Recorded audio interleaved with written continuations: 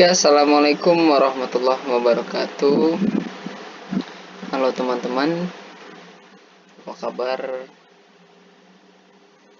Mudah-mudahan kalian diberikan kesehatan dan juga dimudahkan dalam memahami pembelajaran hari ini dan juga sebelumnya, ya, pertemuan sebelumnya. Oke, sini kakak akan membahas tentang naratif teks, ya. Kita melanjutkan materi yang minggu lalu.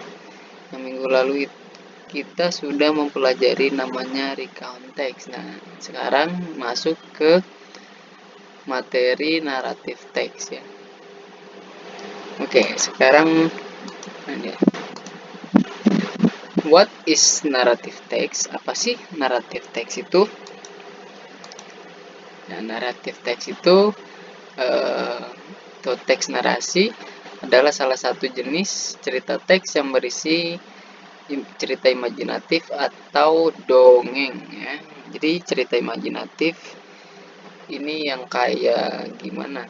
Yang fiction, yang kelihatannya nggak nyata atau khayalan.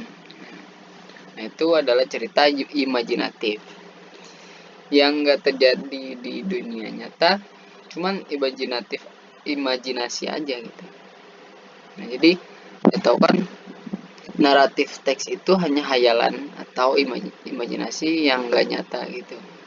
Nah, itu naratif teks. Lanjut, purpose. Nah, sama seperti di recount text. Nah, di recount text ada tujuannya, dan juga di naratif teks itu ada tujuannya juga. Buat apa sih gunanya adanya naratif teks itu? Nah, di sini untuk menghibur si pembacanya. Nah, kita sudah bahas tentang tujuan dari naratif teks, ya. Jadi sekarang kita masuk ke generic structure-nya.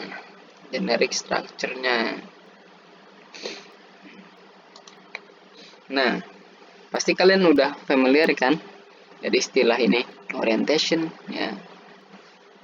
Reorientation. Ya. Kalian udah belajar materi tentang recount-nya minggu lalu, ya. Jadi sebenarnya recount sama naratif itu ya beda-beda tipis, ya. Beda tapi mirip gitu, ya.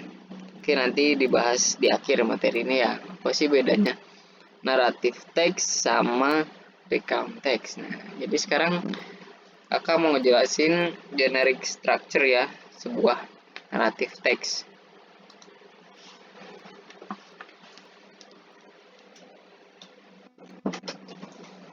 Orientation. Lalu ada complication, resolution, dan reorientation. Orientation merupakan pembuka dari sebuah naratif teks yang isinya berupa penjelasan waktu dan tempat. Orientation juga memperkenalkan karakter dalam cerita. Nah, jadi orientation itu masih sama, ya, seperti di recount text, yaitu berupa penjelasan akan cerita itu, menjelaskan waktu, tempat, dan orientasi juga memperkenalkan, ya, karakter yang terlibat di dalam cerita tersebut. Nah, lanjut, complication. Complication merupakan bagian yang menceritakan awal terjadinya masalah dalam cerita yang selanjutnya mengarah pada konflik. Complication itu bagian awal, ya, menceritakan tentang terjadinya masalah dalam cerita yang selanjutnya mengarah pada konflik. Jadi complication itu cuma ada naratif, ya, ada di naratif maksudnya. Nah, jadi di sini udah kenalan konflik. Nah, udah masuk namanya ke konflik. Nah, satu hal yang unik yang membedakan recount itu, jadi kalau recount itu jarang ada, ya, konflik. Nah, kayak cuman event aja gitu. Walaupun halnya itu nggak seneng, tapi itu masuknya bukan konflik, ya. Misalnya kalian nyeritain pengalaman kehilangan HP gitu. Itu kan sebenarnya konflik ya, tapi itu bukan konflik, tapi itu event doang kalau di recount text ya. Jadi mau ceritanya sedih, seneng, yaitu emang nggak ada konfliknya gitu. Tapi kalau di naratif ini ada complicationnya, itu menceritakan tentang konfliknya.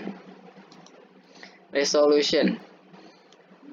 Ya, resolution bagian merupakan penyelesaian ceritanya. Gimana sih si karakter itu menghadapi konflik tersebut? Apakah bisa atau apakah gagal menghadapinya? Apakah ceritanya happy ending atau sad ending? Nah, itu bagian dari resolution. Nah, yang terakhir. Nah, kenapa ada bintang? Nah, itu adalah signal ya bahwa sebenarnya itu sifatnya optional. Walaupun nggak ada, dan rata-rata kalau di era sekarang naratif itu jarang ada ya. Karena kayak reorientation ini karena biasanya di bagian ini ditulis kayak di akhir dari cerita yang biasanya merupakan nilai ya, nilai moral atau moral value cerita tersebut. Karena sekarang ini apa ya, udah mulai baca ini atau itu udah tahu gitu, atau udah paham, oh moral story-nya seperti ini. Jadi nggak perlu dikasih tahu, tulis pun ya udah tahu ya. Walaupun ditulis juga udah tahu gitu, nggak tahu eh, karena tersirat gitu. Jadi reorientation itu ya reorientasi ini bisa masuk ke opsional, karena kalaupun nggak ada juga nggak apa-apa gitu. Tapi tiga elemen ini orientasi, complication ya, resolution. Nah, ini adalah hal yang penting bagi di naratif itu. Itu jadi itu ya penjelasan dari generic structure-nya. Lanjut ya ke language features ya. Sama seperti di recount text-nya. Recount text juga ada namanya language features-nya itu ya, dalam segi kebahasaannya ya. Oke, yang pertama simple past ya, karena menceritakan kejadian yang terjadinya di masa lampau, jadi menggunakan simple past tense. Yang kedua adverb ya, adverbial phrase untuk menyatakan tempat, waktu, dan juga keadaan. Adjective kata sifat, action verbnya, kegiatan ketika kata kerjanya ya, kegiatan atau ya. Dan juga nah di sini yang membedakan di konteks sama naratif teksnya. Di sini ada specific noun to signal the character. Jadi kalau misalnya di descriptive text, prosedur text itu ada nounnya nggak sih ya? Atau si specific nounnya ada nggak sih? Enggak ya biasanya. Nah kalau di sini tuh ada specific nounnya. Ini adalah karakternya ya, misalnya Malin Kundang, ya udah Malin Kundang spesifik nounnya pasti ada. Tapi kalau di deskriptif misalkan ya bisa sih, bisa, tapi jadi si objeknya ya yang di deskripsiin, tapi kan beda ya. Kalau di sini tuh untuk menandakan si karakternya. Lanjut yang time conjunction. Time conjunction itu menghubungkan waktu, seperti contoh next, after, the date, dan lain-lain. Dan kemudian biasanya di dalam naratif teks itu banyak direct speech atau kutipan-kutipan ya. Maling kundang, said that, bla bla bla bla. Kayak gitu. Nah, itu adalah direct speech. Oh ya. Akan di sini akan ngasih tahu apa sih bedanya recount text sama naratif text itu apa. Yang pertama itu syarat recount itu nggak ada namanya konflik ya, nggak ada namanya konflik ya. Dari orientation terus event. Nah Walaupun ceritanya sedih, tapi kalau si naratif ini ada complication-nya.